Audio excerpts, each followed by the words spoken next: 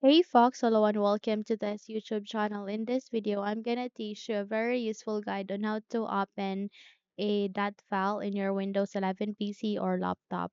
So without any further ado, let's begin. Firstly, you need to proceed at the button search bar and type for File Explorer options. Once you have typed it, wait until a best match would appear. Okay. And once it's here, please click on open to continue.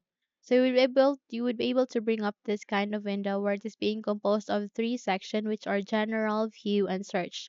Proceed with the second, which is view, and you need to uncheck this one which is hide extensions for file known types. Click on apply and then OK, and you would be able to see this file extension. The next step that you need to do is you need to rename that.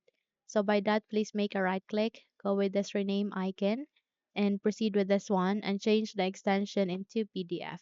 Once done, click on enter and click on yes. It will ask you to confirm. Okay. By that, please make a right click. Okay. Go with open with and choose the application that you'd like to open it there. Open with. So in my case, I'll be selecting Google Chrome.